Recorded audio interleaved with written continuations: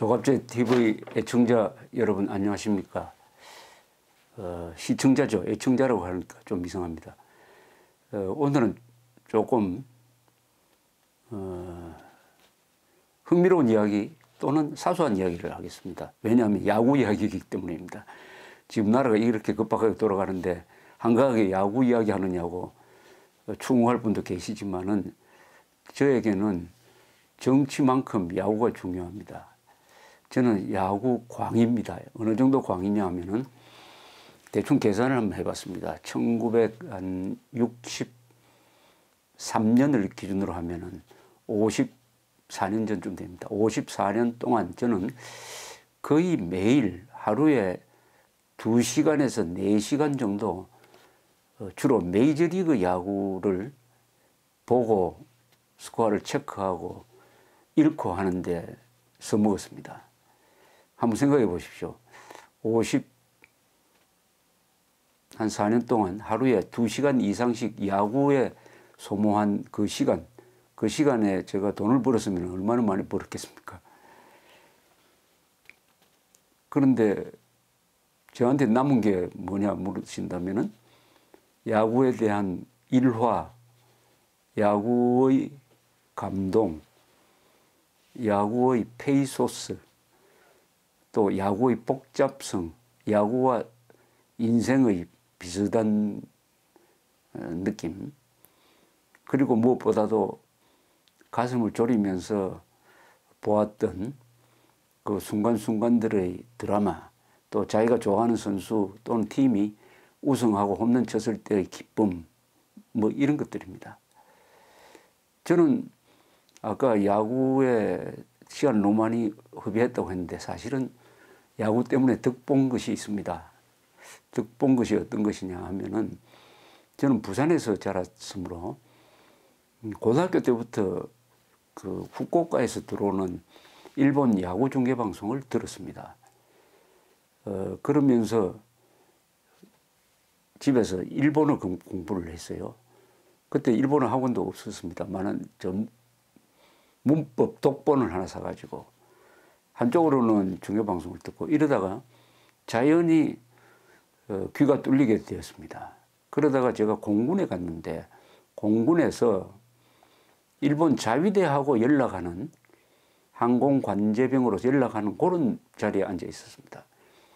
그래서 대도 않은 일본어를 회화로서 써먹는 연습도 하고 했습니다. 이렇게 해서 야구를 통해서 일본어를 읽고 배우게 됐습니다. 일본어를 읽는 것은 한자만 알면은 그때 고등학교 2학년, 3학년 때도 한 6개월 하니까 책을 대충 읽을 수 있게 되었습니다. 말하고 듣는 것은 야구를 통해서. 또 영어도 마찬가지입니다. 영어도 그때 단파 방송으로 해외 미군을 향해서 단파 방송이 가끔 미국 메이저리그를 중계를 했습니다. 저는 그 단파 방송으로 그 중계 방송을 들으면서 영어를 깨우치고 또 집에는 야구 잡지를 사놓고 겁도 없이 읽다가 보니까 영어가 별로 겁이 나지 않는 것이었습니다. 사전 찾지 않고 막 읽어 젖히다가 보니까 대충 이 말이 무슨 말이구나 알게 됨으로써 영어, 독해력, 그리고 공군에 가서 미군들하고 같이 근무하면서 또 회화도 배우고 이렇게 야구를 매개로 해가지고 영어와 일본어를 가장 쉽게 즐겁게 배운 경우가 접니다. 이 야구와 관련돼서 가장 최근 걸 이야기한다면은 지난 이틀 전에 일요일 날 미국 시간으로 4월 15일, 한국 시간으로 4월 16일인데 이때 메이저리그 중계방송을 보신 분들은 좀 이상하게 생각했을 것입니다. 그때 선수들이 전부 다 등번호가 42번이었습니다. 모든 선수가 42번을 등에 써붙이고 나왔습니다. 그 42번이 누구의 등번호였느냐 하면은 1947년 4월 15일에 당시에는 뉴욕에 있었던 브루클린 다저스, 지금 로스앤젤레스 다저스의 전신이죠. 브루클린 다저스의 유니폼을 입고 최초의 흑인 선수가 등장했습니다. 그 사람이 제키 로빈슨입니다. 아니 이렇게 생각하시겠죠? 미국에서 노예 해방이 된 지가 언젠데 무슨 소리냐고. 노예 해방은 1863년 링컨에 의해서 되었습니다마는 이 흑인들이 마음 놓고 투표할 수 있게 된 건요. 그 100년 뒤입니다. 1964년, 65년 이 민권법이 통과되면서 차별받지 않고 안심하고 투표할 수가 있었던 것입니다. 이 야구는 백인들의 전유물이었습니다. 그러다가 47년 4월 15일 제키 로빈슨이 처음으로 흑인 메이저리그 선수가 되었던 것입니다. 그러니까 어떻게 계산이 됩니까? 약 80년 뒤죠. 노예 해방선은 80년 뒤에 메이저리그가 흑인들한테 개방이 된 거죠. 제키 로빈슨은 아주 성격이 강하면서도 유순한 바로 그런 개척자로서의 적응을 할 수 있는 사람이었습니다. 이 사람은 타율이 하면 3할 1푼 1리 홈런은 그렇게 많이 치지는 않았습니다만 아주 좋은 성적을 거두고 한 10년 뛰었습니다. 그리고 은퇴한 다음에 70년대 초에 돌아가셨으니까 조금 일찍 50대에 돌아가신 분이지만은 제키 로빈슨이 미국에서 인종차별의 벽을 부수는데 거의 결정적 역할을 했습니다. 제키 로빈슨 덕분에 다른 스포츠 분야뿐만 아니라 다른 여러 사회 각계각층에서 인종의 벽이 하나씩 무너지기 시작했던 것입니다.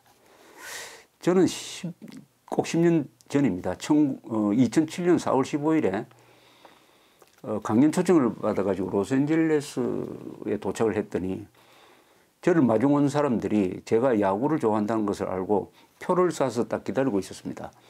그래서 바로 다저 스테디움으로 갔습니다. 그날이 바로 제키 로빈슨 등장 60주년 행사를 하고 있었습니다. 거기 가보니까 전설적인 타자들이 거의 다 나와 있었습니다. 행크 아론, 홈런을 가장 많이 친 행크 아론, 또 프랭크 로빈슨이라는 흑인으로서는 최초로 메이저리그의 감독을 한 선수, 또는 제시 잭슨 목사, 흑인 인권 운동가, 그리고 로스앤젤레스 다저스의 전용 아나운서가 있습니다. 이름이 빈스 컬리라는 사람인데요. 이분이 작년에 은퇴를 했습니다. 한 8살쯤 돼서 이분이 당시는 현역으로서 사회를 보고 있었고 이 제키 로빈슨의 부인이 거기서 아주 멋있는 행사를 하는 것을 봤습니다. 어제는 제키 로빈슨 데이였습니다. 미국에 뭐 이렇게 쉬는 날은 아니지만은 미국에서 야구를 통해서 유명한 그런 날이었습니다. 이 야구는 드라마틱합니다. 축구하고 비교할 때 저는 축구보다 야구를 좋아하는 입장에서 이렇게 설명을 하고 합니다. 가장 재미없는 야구는 가장 재미없는 축구보다 더 재미없다. 그러나 가장 재미있는 야구는 가장 재미있는 축구보다 더 재밌다. 이렇게 이야기를 합니다. 지난주에 로스앤젤레스 엔젤스란 팀이 있습니다. 엔젤스란 팀이 어느 팀하고 붙었는데 9회 말에 갔을 때 스코어가 9대3으로 지고 있었습니다. 9대3으로 지고 있었습니다. 9회 말입니다. 그런데 9회 말에 7점을 넣었어요. 10대9로 이겼습니다. 10대9로. 이 팀이 그 다음 날에는 또 9회 말에 4점을 넣어가지고 또 역전승을 했습니다. 이런 역전승은 이거 축구에서는 불가능하죠. 축구에서는 한 방에 4점이 들어오는 글랜슬램 홈런은 있을 수가 없죠. 아날로그입니다. 그러나 이 야구는 역전의 드라마입니다. 역전의 드라마. 가장 재밌는 게 9회 말 역전 만루 홈런 아니겠습니까? 역전 투런 홈런. 이런 것이 야구에는 있습니다. 그러나 야구는 문장에 비교하면 산문이라기보다는 시에 가깝습니다. 시. 왜 야구를 시에 비교할까? 하면은 저만 그렇게 비교하는 것이 아니라 야구를 좋아하는 미국의 문필가들이 쓴 것도 아주 공통점으로 야구를 시에 비교해요. 시가 가지고 있는 어떤 감성적인 거, 전설, 인생, 또 영웅이 금방 몰락하고 힘없는 사람이 금방 또 영웅이 되기도 하는 어떤 이런 기복, 이런 게 다 하나의 인생의 축도판처럼 녹아 있다는 그런 뜻이 아닌가 이렇게 생각합니다.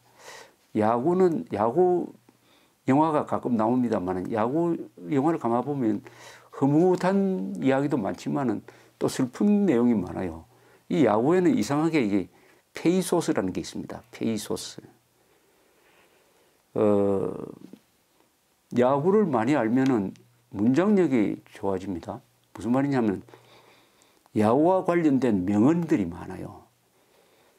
미국 사람들이면 다 아는 명언들이 야구를 통해서 야구 선수 입에서 나오기도 합니다.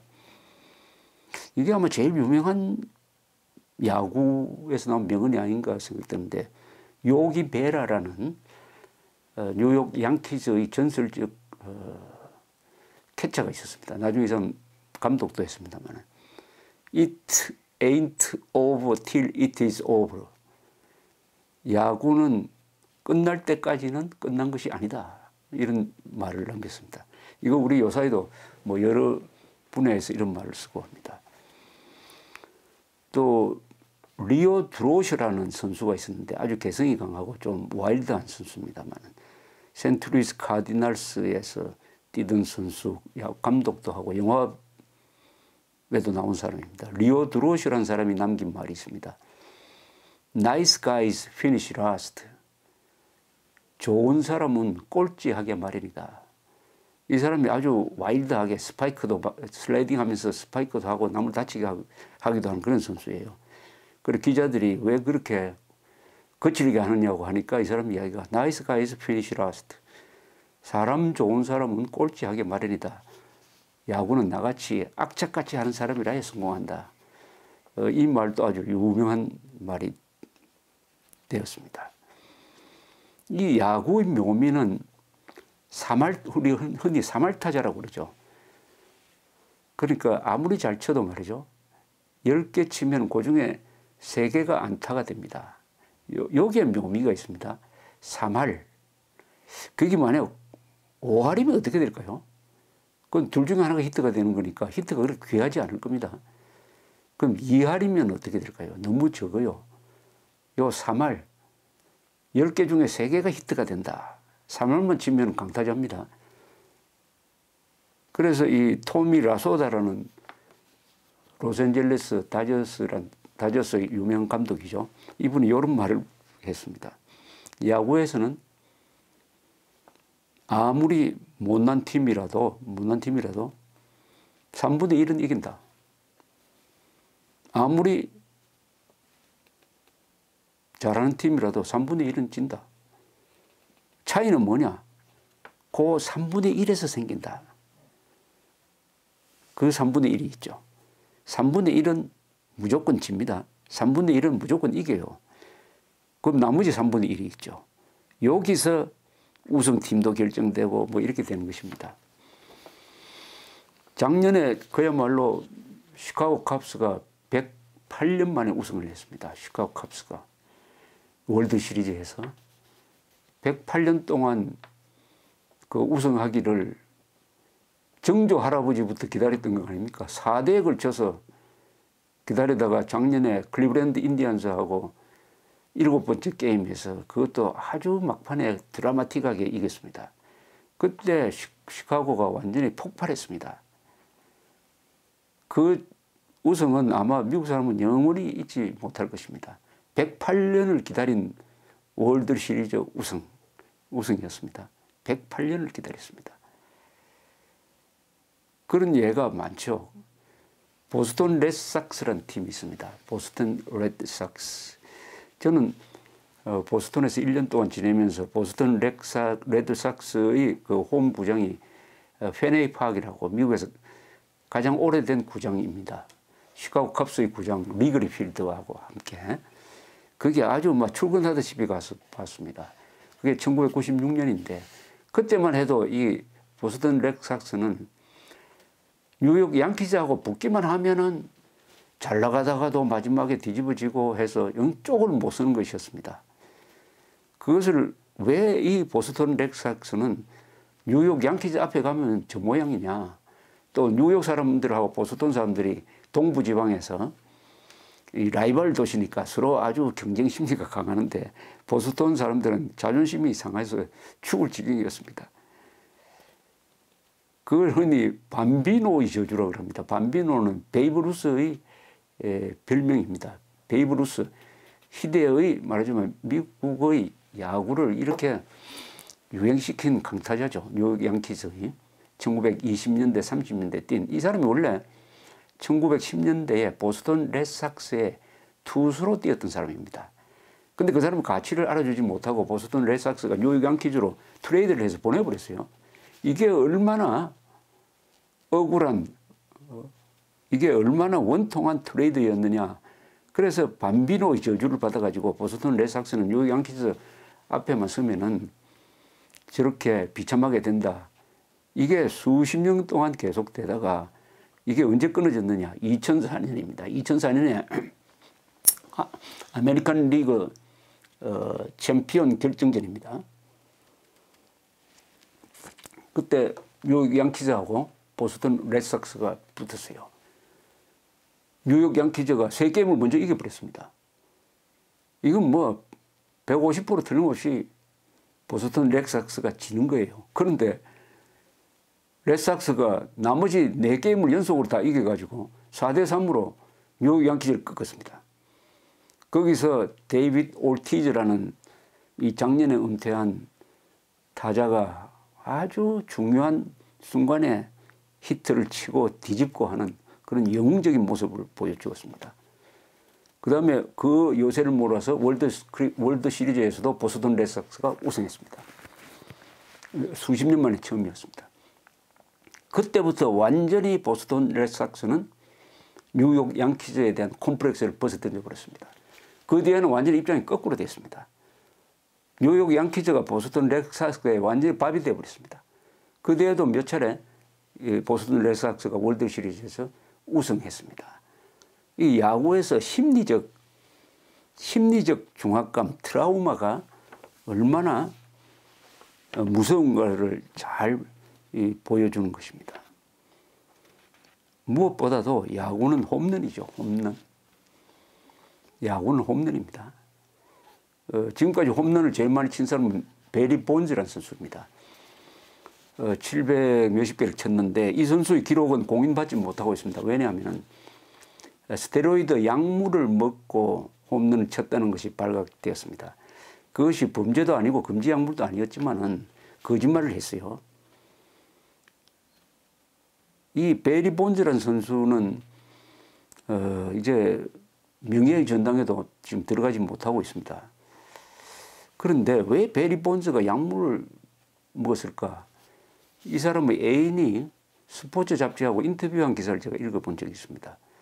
1998년에 미국 야구계에서는 세미 소사라는 선수와 맥과이어라는 선수가 홈런 경쟁을 벌이기 시작했습니다. 그때 미국의 홈런 기록은 한 시즌에 61개, 로즈 메리스라는 사람이 1961년에 친 그 기록을 누가 깨느냐 경쟁이 벌어졌습니다. 둘 다 깼습니다. 그런데 맥과이어가 더 많이 쳐서 맥과이어가 결국 홈런 킹이 됐습니다만은. 그래서 모든 관심이 세미 소사와 맥과이어의 홈런 대결이었습니다. 이것을 지켜보던 베리 본즈가 자존심이 상했다는 거 아닙니까? 나도 저 선수들처럼 각광을 받아야 될 텐데 이것은 베리 본즈의 애인의 증언입니다. 그래서 약물을 하기 시작했다는 겁니다. 제가 99년, 2000년대 중계방송을 보니까 베리 본즈가 몸이 달라졌어요. 무슨 팔뚝이 굵어지고 무엇보다도 스윙 속도가 어마어마하게 빨라졌습니다. 어떻게 1년 사이에 저렇게 달라질 수 있을까? 그분이 물론 그전에도 뭐 시즌에 40개 치고 한 강타자입니다. 그러나 저렇게 헐크처럼 되지는 않았거든요. 참 이상하다. 어쨌든 뭐 홈런을 빵빵 치니까 기분은 좋았는데 70개 넘게 쳤습니다. 나중에 보니까 스테로이드로 근육을 불려가지고 그렇게 쳤다는 것이 밝혀져가지고 그 뒤에 조사를 해보니까 미국 메이저리그 선수들이 상당수가 스테로이드를 사용했다는 것이 밝혀졌습니다.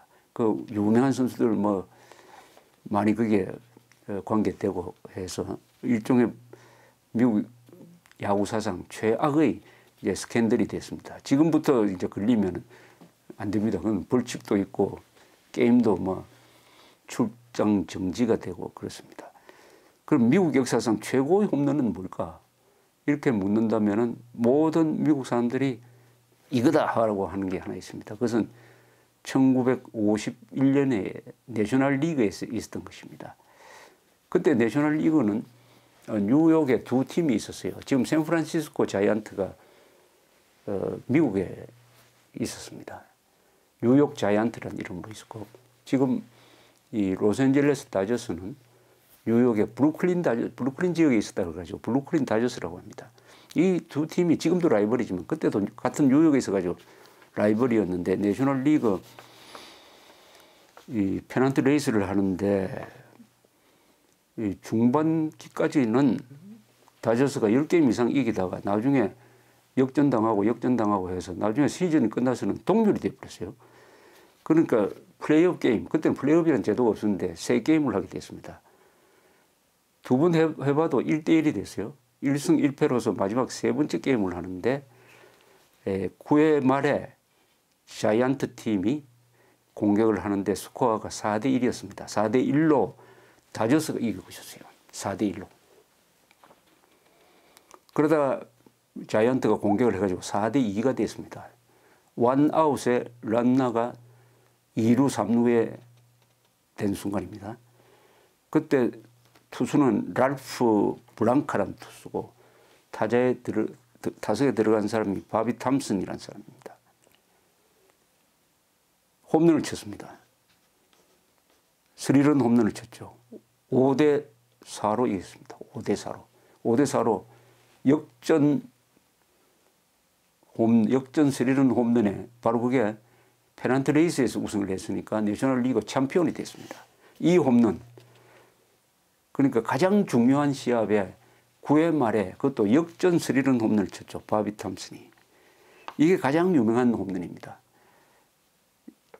이것보다 뭐 2번, 3번째 뭐 여러 가지 칠 수 있지만 이게 가장 유명한 홈런이라는 것은 이건 뭐 유튜브에 여러분들이 들어가서 바비 탐슨 딱 치고 홈런 치면 바로 지금 나옵니다. 그때 장면이.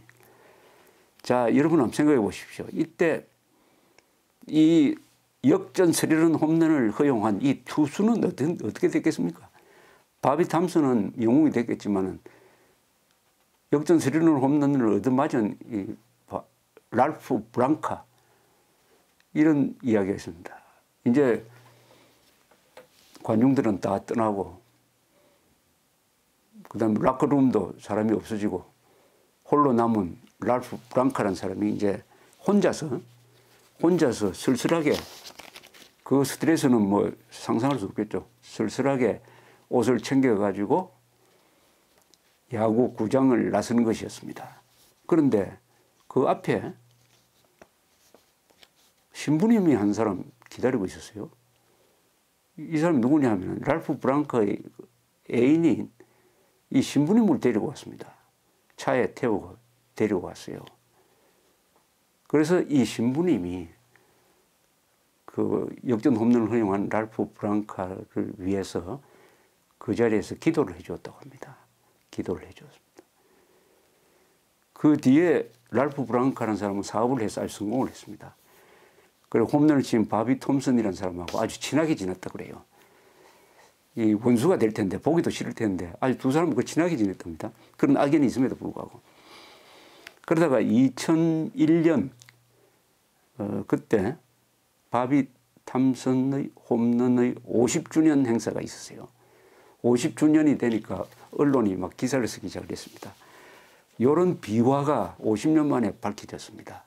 뭐냐 하면은 뉴욕 자이언트는 그때 센터필드에 있는 스탠드에 일종의 스파이를 하나 박아놨어요. 이 사람이 상안경을 끼고 이 공을 던지는 다저스 투수와 감독 사이에 사인을 훔쳐봤습니다. 사인을 훔쳐보면서 신호를 보냈다고 합니다. 아, 다음엔 직구를 넣을 것이다. 다음엔 커브볼을 넣을 것이다. 그래서 그것을 받은 자이언트 코치진이 타자한테 이렇게 코치를 해줬다고 하는데, 바비 탐슨의 경우에 그걸 알고 쳤는지 안 쳤는지는 모릅니다. 그러나 어쨌든 그런 이야기가 나왔습니다. 그 이야기를 듣고 이 랄프 브랑카, 이 홈런을 허용했던 사람이 그 뭐 지나간 거 가지고 그렇게 하느냐고 이렇게 웃고 말았다고 합니다. 이 미국에서 다 선수들이 이 홀 오브 페임이라고 그래가지고 명예의 전당에 들어가는데, 그만둔 다음 바로 들어가는 사람도 있고요. 그 기자들이 투표를 해가지고 한 70~80% 지지를 받아야 들어갑니다. 그게 선수가 아닌 사람이 가끔 들어가는데, 그중에 아마 곧 들어갈 사람이 빈스 컬리라는 이 로스앤젤레스 다저스에서 60년 이상 이 중계방송을 한 할아버지가 있습니다. 이분 목소리가 아주 낭낭합니다. 영화에도 가끔 나오는 분인데, 이 사람이 중계방송의 원리를 말한 게 기억이 납니다. 로스앤젤레스 다저스에 전속된 사람이지만은 빈스 스칼리의 중계방송의 원칙은 절대로 홈팀을 편들지 않는 것입니다. 자기 팀을 편들지 않는 것입니다.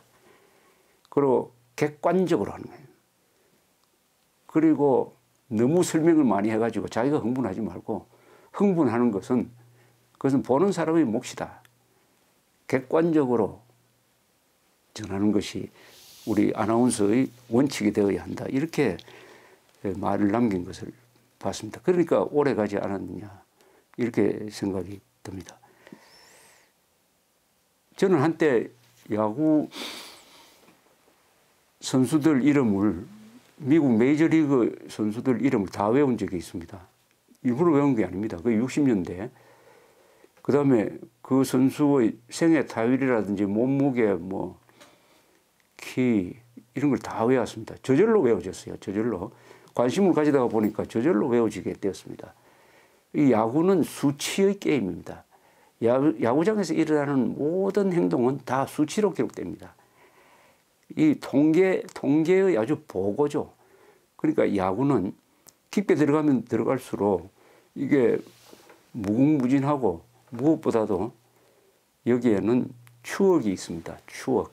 야구 영화 보면은 항상 등장하는 게 아이 아닙니까? 소년, 아버지, 할아버지, 야구를 주제로 이야기하고, 저도 야구에 돈은 별로 안 썼지만 시간을 많이 써서 야구에 대해서 많이 아니까 미국 사람들하고 만났을 때 하나 필요한 게 있어요. 외국 사람하고 만나면 화제가 이제 궁하니까 공통의 화제를 고민하다 보면 와인 이야기, 뭐 골프 이야기를 하게 되는데, 저는 와인도 잘 안 마시고 골프는 못 치니까 야구 이야기를 꺼냅니다. 야구 이야기 꺼내면은 그 자리가 아주 얼굴이 밝아집니다. 그리고 야구에 관한 제가 미국 사람보다 훨씬 더 많이 아니까 제가 이 대화의 주도권도 잡을 수가 있고요. 어쨌든 야구 이야기는 훨씬 더 화제가 많으니까 기회 있을 때마다 여러분들한테 들려드리고 싶습니다. 감사합니다.